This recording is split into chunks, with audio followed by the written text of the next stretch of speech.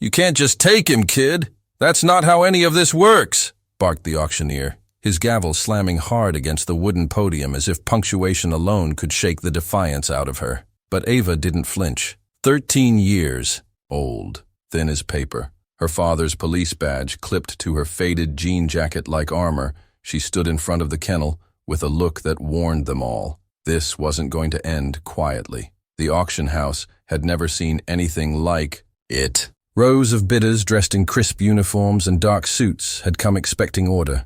Old service dogs were being sold off today, retired, forgotten, some barely clinging to health. It was supposed to be routine. Instead, a little girl was turning the entire event on its head. She had arrived alone. No guardian, no permission slip, just a sealed envelope in one hand and her father's photograph in the other. Inside the photo, he stood in full uniform beside a striking, sable-colored German shepherd named Rex, the kind of dog that didn't just serve. He fought, protected, and once saved 3 officers from a burning building. That was 5 years ago. Now, Rex was cage number 14, forgotten, underfed, with one cloudy eye and scars hidden beneath his thick fur.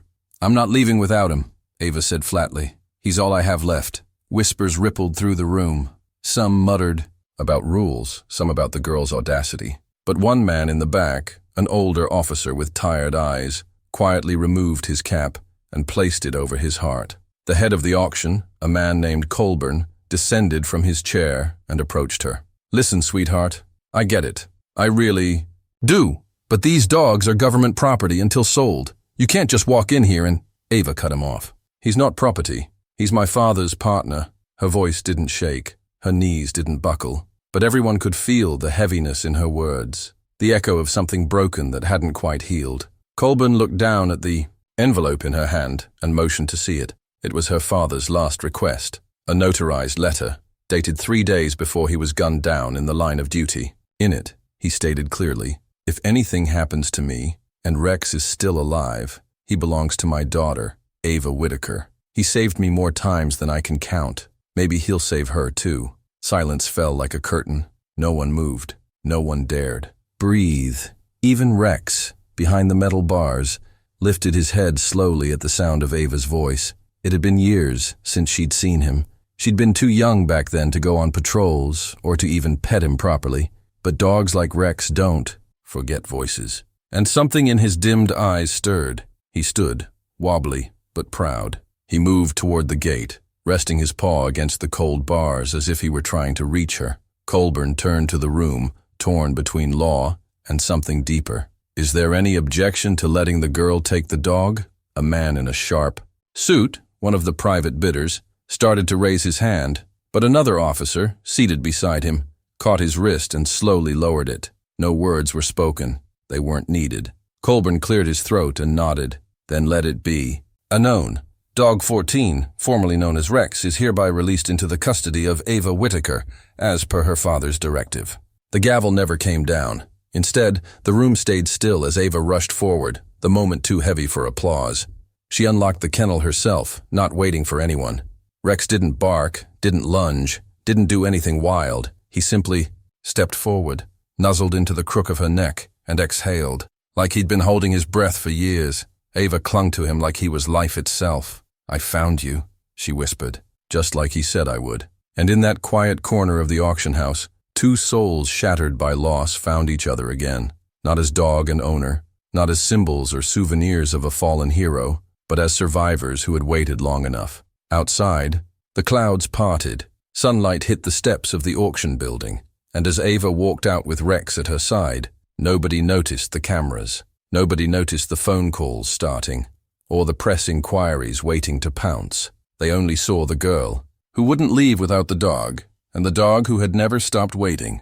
Colburn stood at the edge of the parking lot, watching Ava and Rex disappear into the morning light. For a moment, he didn't feel like an auctioneer or a government official. He felt like a man who had just witnessed something sacred. But inside the building, chaos stirred. Phones began ringing. Officers whispered and paced. The letter Ava had brought, though real, wasn't in any official registry. The adoption hadn't been processed through legal channels. And Rex's release, while unanimously agreed upon in the room, now raised questions with people higher up the chain. Ava didn't know any of that yet. She just knew that Rex's fur still smelled faintly like the cedar chips her father used to scatter in his patrol truck, and that when she spoke, Rex's ear twitched the way it used to when her father told bedtime stories with him curled on the floor. They walked to a bus stop at the corner of Ashland and 8th. Ava had no home to return to. After her father's death, she'd bounced between relatives, none of whom had the time or desire to raise a grieving girl with her own rules. She'd been staying at a group home since April. She hadn't told anyone she was leaving. Rex limped slightly, a ghost of his old injuries still present. His ribs showed. His once glorious coat was patchy in places. Ava pulled a sandwich from her backpack, the only food she had, and split it in half. She didn't eat. She just watched him chew, one eye cloudy but alert, one paw always resting against her ankle like a reminder that he was real and still there. Back at the auction facility, Sergeant Elston arrived. A towering man with eyes like sharpened glass, Elston had been her father's commanding officer. He hadn't spoken at the funeral. He hadn't called since. Now, he held the open letter in his trembling hand. "You let her take the dog?" he asked Colburn quietly. She had proof. The dog recognized her. "That letter wasn't filed. You know what that means." Colburn's voice lowered. "That doesn't make it wrong. She's a child," Elston said. But even as the words left his mouth, he remembered her standing in that hall. She hadn't looked like a child. She looked like her father, determined, unshakable, hurt. Meanwhile, Ava and Rex boarded the bus. No one asked questions. She kept her hood up, her head down, one arm around Rex's chest as he lay across her lap. They rode in silence for 28 stops. The driver didn't charge her fare. Something in her eyes kept him from asking. They got off at the edge of a trailer park on the outskirts of town. Ava made her way toward the last rusted unit, number 43B, where her great-uncle used to live before he was sent to hospice. It was abandoned now, but she still had the key. No electricity, no running water, but it was shelter. She pushed open the squeaky door, let Rex inside, and folded a blanket over the dust-covered recliner. Rex climbed onto it, curled into a circle, and sighed as if the weight of the world had finally slid off his back. Then came the knock. It wasn't the police. It wasn't Child Services. It was Sergeant Elston. Ava opened the door slowly. She didn't speak. "You shouldn't be here alone," he said, his voice softer than she remembered. "I'm not," she replied. He looked past her and saw Rex lying there, his ears twitching, his eyes never leaving Elston. "That dog nearly tore through a meth lab for your father. Took a bullet in the process. You know that?" Ava nodded. "He told me." Elston stepped inside and sat on the edge of a wooden crate. "Your father. He talked about you every shift. Said you were tougher than most cops he worked with." Ava lowered herself to the floor beside Rex and rested her cheek against his fur. "Why didn't you come to the funeral?" Elston stared at the peeling paint on the wall. "Because I blamed myself. Your dad requested to work alone that night. I approved it. 2 hours later, he was dead." Ava didn't cry. She didn't move. "He made that request because of Rex," Elston continued. "Said the dog had been acting strange, growling, pacing, alert, like he knew something bad was going to happen. He trusted the dog more than he trusted backup." Rex stirred slightly, ears rising. Ava turned toward Elston. "Then why was Rex thrown in a cage?" "Because we don't have a place for grief in our protocols," he said bitterly. "Because people like me follow rules even when we know they're wrong." Rex stood, limped over, and sat beside Elston. For a second, they just stared at each other. Then Rex placed his scarred paw gently on Elston's knee. "I came to take you both in," Elston said, voice thick now. "But I won't. Not if you don't want me to. I've got space, a fenced yard, warm food. You can stay as long as you want. No questions, no lectures." Ava looked at Rex. Rex looked at Ava. The decision was already made, not because they needed help, but because they deserved a place where someone chose to care. And for the first time in years, the silence didn't feel empty. It felt like peace, finally taking root. Rain clung to the windows of Sergeant Elston's cruiser as he drove, his knuckles tight on the wheel. Ava sat beside him, silent. In her lap, Rex's head rested quietly, his tail giving the occasional twitch, as though he could sense every unspoken emotion trapped between the two humans. The moment they pulled up to Elston's house, a modest brick structure with a sagging porch and a crooked mailbox, Ava blinked in disbelief. She had imagined Some cold, polished military-type place, not chipped paint and a sunflower wind chime tapping in the breeze. "This is yours?" she asked quietly. "Was my mother's," Elston replied, stepping out. "Left it to me when she passed. I never had much use for it. Till now." Inside, the house was warmer than it looked, smelled faintly of cinnamon and cedar.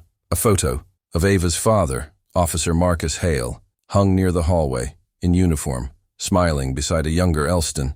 She stared at it, not knowing whether to feel comfort or anger. Rex limped slowly toward a large rug near the fireplace and collapsed with a heavy sigh. Elston motioned toward the kitchen.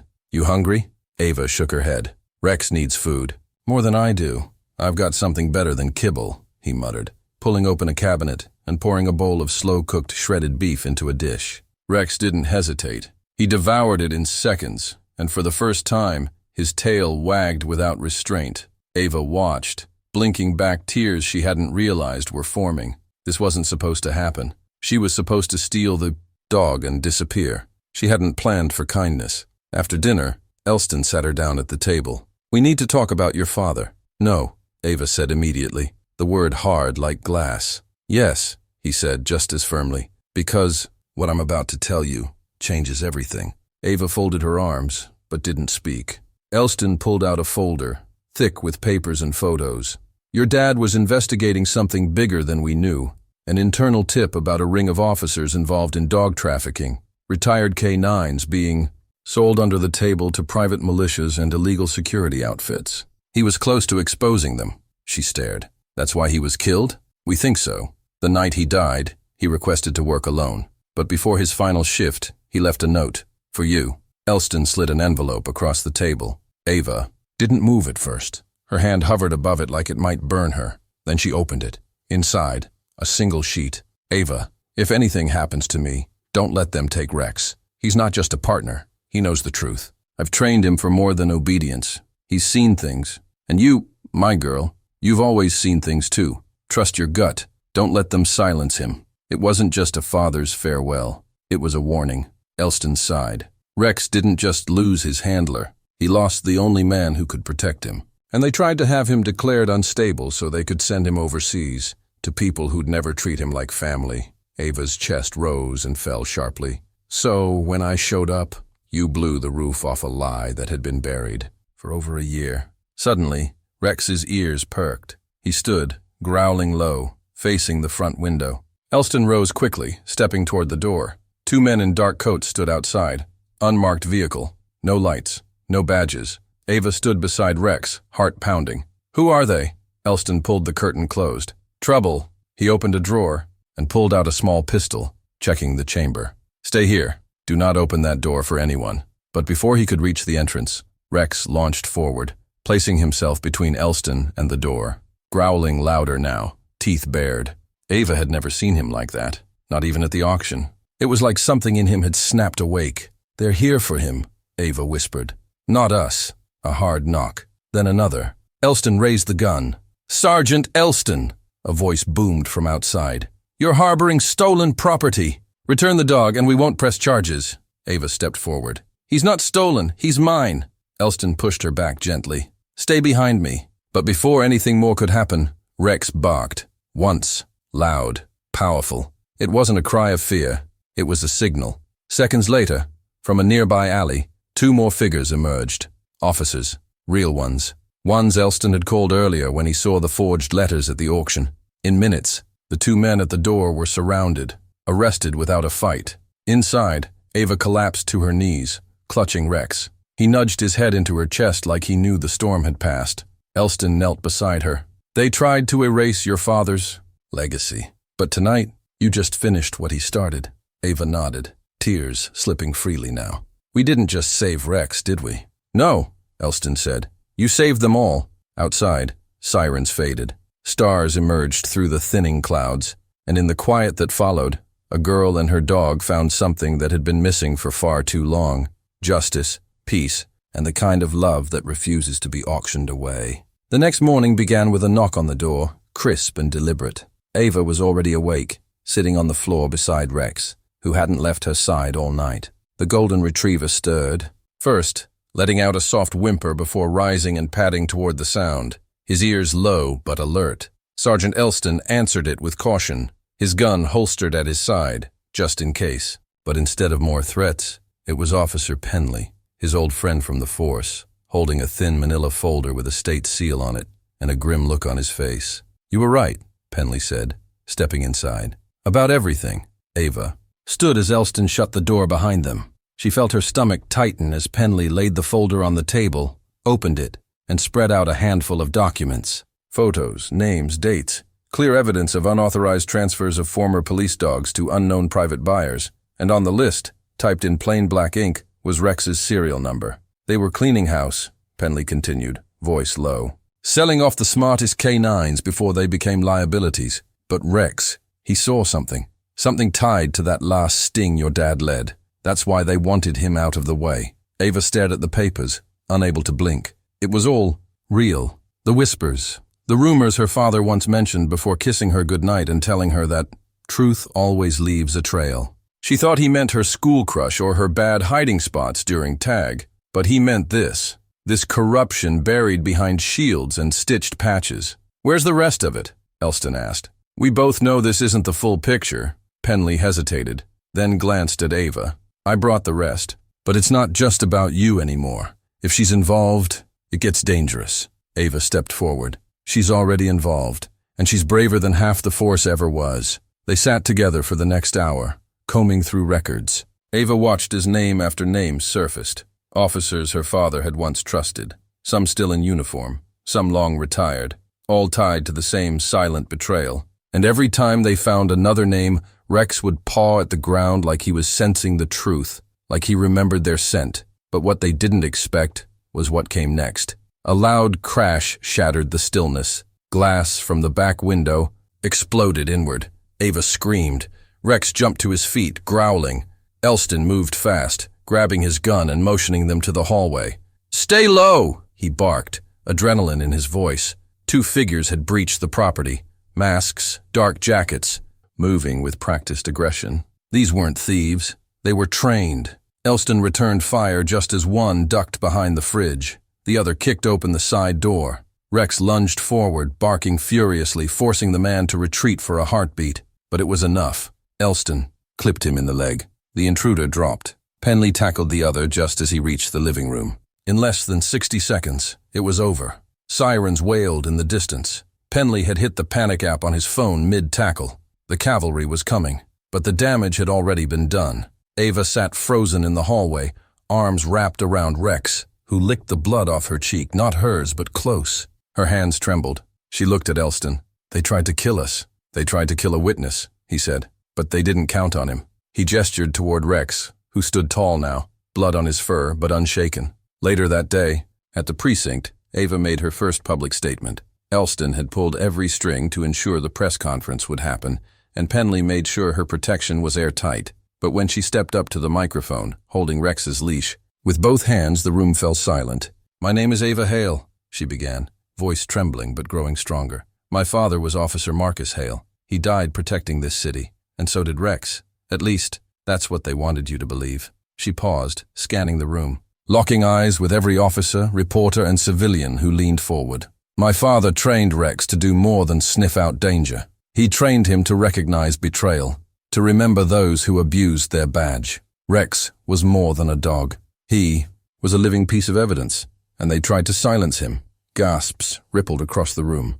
Flashes blinked, but they failed, Ava continued, "because truth always finds a way." As she stepped back, the crowd erupted, not with chaos, but applause, real, echoing applause. And behind her, Rex sat proud, tail thumping, slowly against the podium. That night, as they returned to Elston's house, now secure with new locks and a steady rotation of patrol units, Ava sat by the fire again, holding the old letter her father had left. This time, she understood every word. This time, she wasn't the child clinging to a memory. She was the daughter of a fallen hero, and the voice of one brave dog who refused to be silenced. And Rex, lying beside her, didn't need to bark anymore. His mission was no longer survival. It was legacy, and together, they had just begun writing. It had been 2 weeks since the auction, and the world around Ava Hale had changed in ways she couldn't fully process. News channels kept looping the footage, The moment the judge froze, the moment Rex leaned into Ava's side like he'd always known who she was, the world watched as a young girl claimed more than just a dog. She reclaimed a piece of her father's unfinished story. But now, the media frenzy had died down, and Ava found herself facing the part no one warned her about, the quiet, the long, echoing silence that comes after the storm, when there's no one left to fight, but the grief still hangs heavy in the air like a fog that won't lift. Rex had changed too.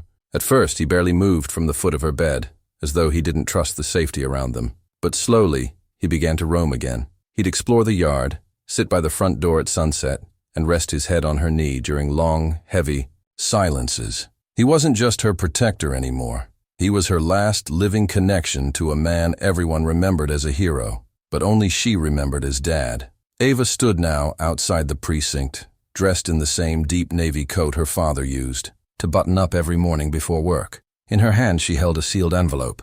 Inside it was everything she and Sergeant Elston had uncovered. Names, transfers, accounts, dates, all tied to the quiet auctioning off of K9 units like Rex.